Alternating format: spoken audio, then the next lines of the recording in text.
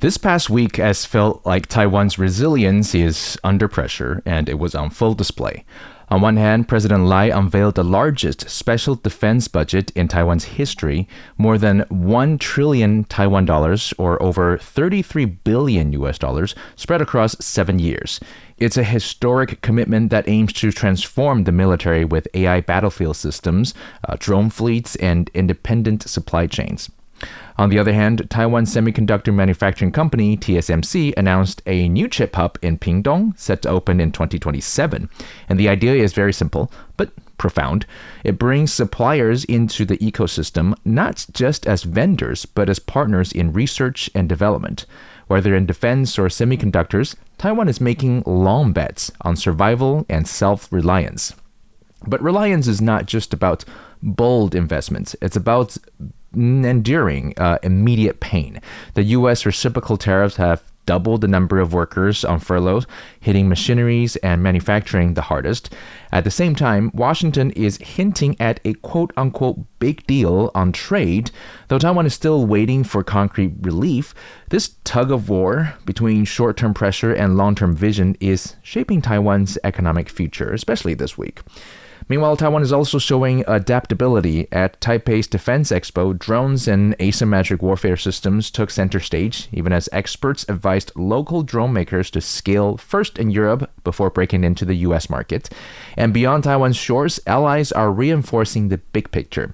Japan's new envoy pledging deeper ties, and across the channel, Nvidia investing 11 billion euro in UK AI factories during Trump's state visit.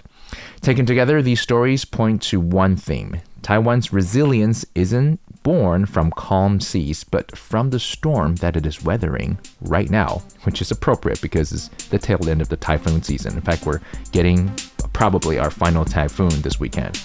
So what's on the other side of the eye of the typhoon? Well, let's jump into it.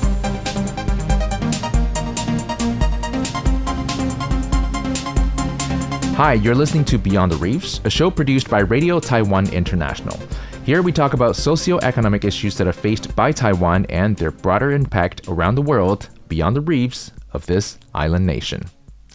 Let's start with the first story. In a decisive move towards self-reliance, Taiwan is doubling down. First, President Lai this week proposed a special defense budget, like we said, 1 trillion new Taiwan dollars, over 33 billion US dollars, spread across 7 years. The plan aims to turbocharge Taiwan's military transformation, integrate AI battlefield management, boosting asymmetric capabilities like drones and advanced firepower, and establishing independent supply chains for defense technologies. In his own words, Lai says the investment is designed to make Taiwan not just capable of defending itself, but doing so with systems that are domestically controlled and resilient. At the same time, TSMC is partnering with 10 companies committing to build Taiwan's first dedicated semiconductor supply chain zone at Pingtung Science Park, slated for completion in the second quarter of 2027. The idea isn't just about infrastructure. This zone will include labs, R&D partnerships, and shared operations, transforming suppliers from mere vendors into active collaborators. And this collaboration is expected to begin in late 2026. Officials emphasize partnering with material, equipment, and packaging companies to preempt technological shifts. The goal is that when next-generation chip processes roll out globally, these partners are already tuned into new standards. Now, these twin moves in defense and semiconductors, they illustrate Taiwan's strategy of building dual pillars of resilience. The thought is if external pressure like military, diplomatic, or trade makes supply chains fragile, then invest in local capacity. Yet, there are tensions. For example, defense procurement still relies heavily on foreign suppliers and delayed delivery times. Bureaucratic and budgetary constraints could slow down the vision. Meanwhile, the Pingtung hub will require not just physical infrastructure, but talent, regulatory streaming, and risk mitigation. Suppliers have to scale capabilities quickly and adapt to evolving standards in AI, packaging, and materials. So if Taiwan pulls this off, it will raise its games, militarily and economically. The number of Taiwanese workers with reduced hours has nearly doubled since September 1st, largely due to U.S. tariffs. Taiwan's Labor Ministry says over 6,000 Taiwanese workers are now on reduced hours or furlough after tariffs hit demand. It says 80% of the over 300 firms it surveyed cited U.S. tariffs as the reason for cutting hours, with manufacturers hit hardest. Officials said most of those affected would qualify for a government wage subsidy. 20% U.S. tariffs on most Taiwanese goods took effect on August 7th. Our second story is about Taiwanese industries. They're feeling the immediate squeeze as the U.S. government's reciprocal tariffs, currently set at 20% for Taiwan and stacked on top of other existing tariffs, are weighing heavily on manufacturers, particularly in metal and electromechanical sectors. The Labor Ministry reports that about over 7,000, to be exact, 7,334 workers across 333 companies are now on furloughs, more than double prior rates.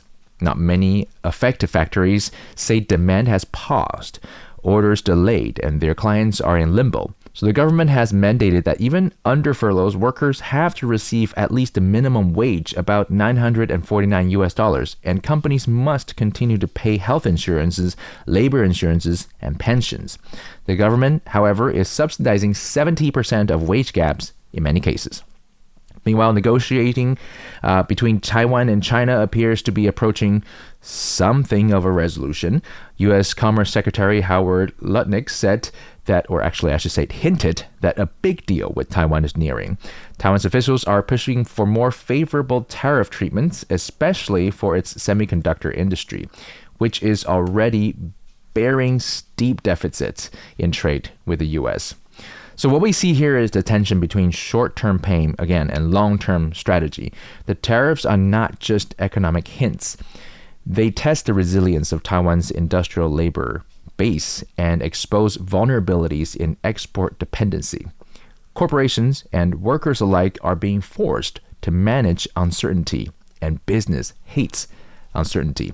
Will orders resume? Will tariffs relax? On the flip side, this pressure is forcing function, pushing firms to diversify markets, improve productivity, shift towards high value added roles.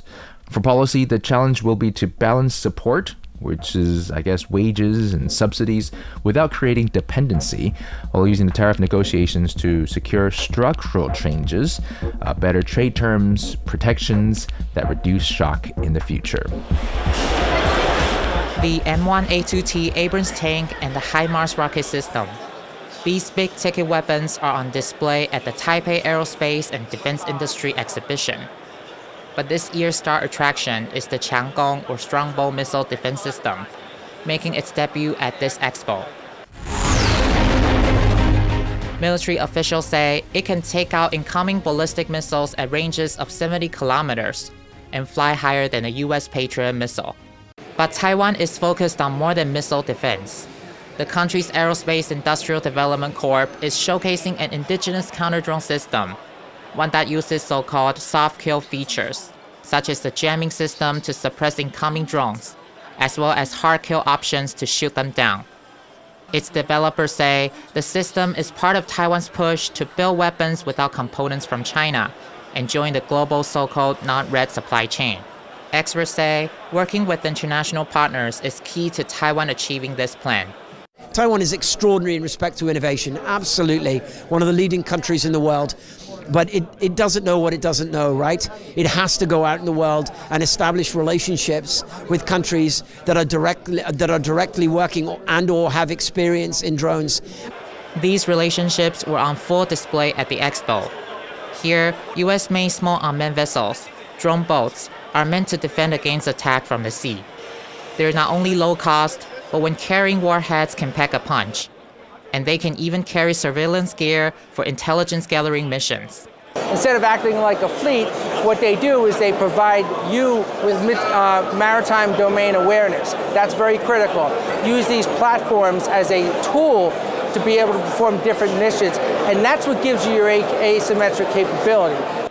The defense exhibition also showcases Taiwan's first ever domestically built submarine, the Haikun, which is still undergoing sea trials and is scheduled for delivery in November. And now to our third story. At the Taipei Aerospace and Defense Technology Exhibition, TADTE, Taiwan showcased its defense industry with 490 defense firms from 15 countries. That is a record turnout.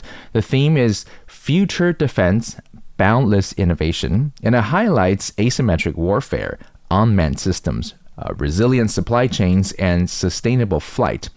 Taiwan's National Zhongshan Institute of Science and Technology, that's NCSIST, unveiled several new drone systems. U.S. firms like Lockheed Martin or Northrop Grumman and L3Harris were also present, reflecting deeper cooperation.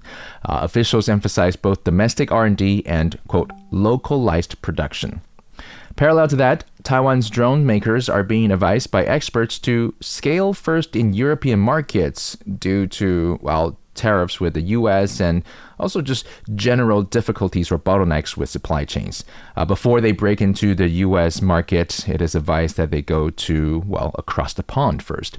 Challenges in the U.S. include strict export controls, regulatory hurdles, sanctions risks, as well as limitation in Taiwan's domestic testing environment and talent shortage. Europe, by contrast, is seen as more immediately accessible, and they're growing fast for obvious needs, the Russo-Ukrainian war. So Poland, Germany, the Czech Republic are all increasing their demands. Now, this step, moving from mere production to strategic adaptation, is very crucial for Taiwan. Taiwan's defense sector and tech innovators are learning that you can't just build, you must choose your battlegrounds. Europe offers a path where demand is surging, regulations are more navigatable, and the geopolitical context is sympathetic. Scaling there might help build reputation, demonstrate reliability, and absorb regulatory burdens.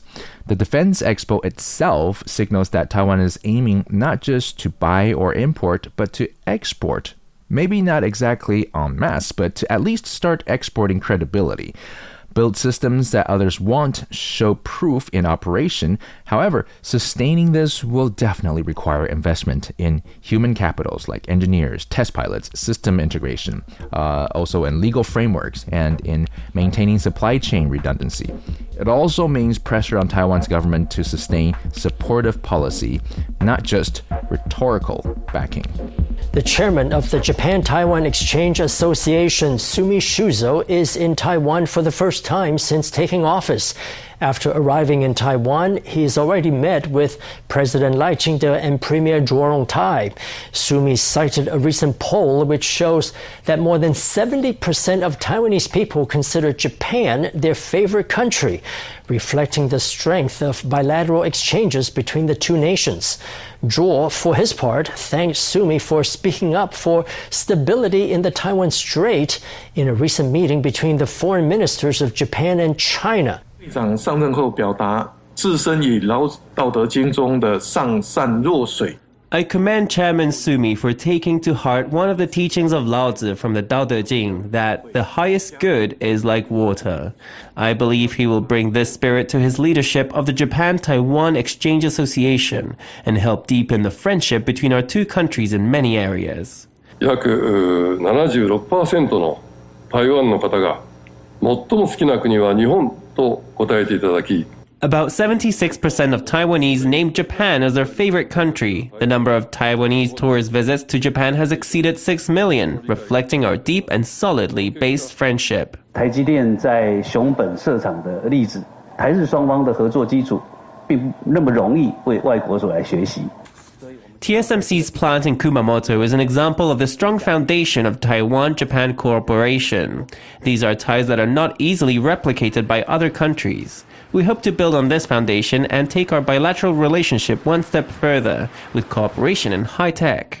On July 10th, Japanese Foreign Minister Iwaya Takeshi brought up with his Chinese counterpart that large-scale military exercises near the Taiwan Strait ran contrary to the goal of maintaining peace and stability in the Indo-Pacific region. As a welcome gift, Premier Zhuo presented Sumi with a box of Taiwanese fruits. Over the years, Taiwan and Japan have supported each other in the aftermath of natural disasters, including typhoons and earthquakes. now amid complicated geopolitical shifts. The two countries are hoping for closer ties and strengthened Taiwan-Japan relations. Taipei's diplomatic and commercial ties are being strengthened in multiple directions. First, it's Taiwan and Japan. They have pledged stronger cooperation across trade, security, high-tech industries, and disaster prevention. Japan's new Exchange Association chair, Shuzo Sumi, visited Taiwan, and meetings underscored shared democratic values and the push for an FTA or EPA to ensure supply chains are more resilient and predictable, because that's where partnerships can really flourish. TSMC's plant in Kumamoto, Japan, is one example of complementary strength. Taiwan provides semiconductor leadership, Japan offers stability and investment climate.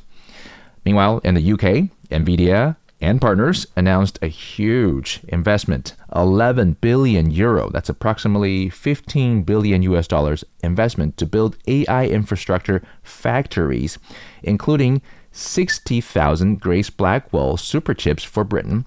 Now, this was unveiled during President Trump's state visit. The project ties into OpenAI UK's Stargate initiative and reflects growing transatlantic cooperation in AI infrastructure. Alliances are not just diplomatic window dressing. They're becoming operational lifelines right now. Taiwan's future depends on more than its own factories and budgets. It needs demands, it needs markets, it needs technology, and definitely needs regulatory alignment. And partners who share its security and strategic interest, like Japan, for example, its role is particularly pivotal. Geographic proximity, it's very close by, shared norms, and mutual leverage in supply chains. The UK investment underscores that Taiwan's technological future is tightly connected to global democratic ecosystem, especially when it comes to investing in AI. These tie-ups also help Taiwan's hedge against both geopolitical and economic risk. Tariffs, China's pressure, and disruptions in global supply chains. The risk side, well, these partnerships demand trust and alignment, which can be strained by changing foreign policies, like, for example, U.S. export controls. Political shifts in allies or supply chain bottlenecks outside of Taiwan's control can all affect the future of this partnership. Now, to conclude, when you step back, this week's developments reveal more than a list of individual challenges. They show Taiwan intentionally placing itself into a crucible of stress so that its long-term structure becomes stronger. The special defense budget is not just about buying more weapons. It's about investing in systems that Taiwan owns, controls, and can sustain, even if foreign support grows uncertain. The Pingtung hub, for example, is not just infrastructure, it's a bet that Taiwan can stay competitive in chip innovation by embedding its partners into R&D right now, rather than buying in later. The tariffs and furloughs expose real pain in the short term, but also force adaptation, which could be good, could be bad. There's always a silver lining. The defense exposition and drone from pivot-proof adaptability and alliances with Japan, the UK, Europe, those are certainly good. Not just nice to have, they're essential pieces of resilience. Now allow me to throw a wrench into this. Resilience will continue to be tested, especially in semiconductors, Taiwan's, legacy industry. The latest Nvidia Intel partnership that came in on Friday with billions on the table and potential annual revenue of about $50 billion according to Jensen Huang signals how US firms are seeking to diversify as well, and you may maybe even localize more of the semiconductor ecosystem. For now, though, TSMC remains central, handling wafer production before Intel takes over packaging. But the signal is clear. Taiwan's legacy position as the indispensable foundry is not unchallenged. Rivals are closing the gap backed by government support, market necessity, and corporate ambition. So for Taiwan, the challenge is not just hold on to dominance in chips, but to evolve its role, deepen its partnerships, and make sure that even in a diversifying global semiconductor map, its resilience translates into continued relevance. And that's it for this week's Market Wrap and a deeper look and analysis into some of the macro stories around the world, certainly to do with Taiwan. Until next week, I'm Joey Chow, and you've been listening to Beyond the Reefs.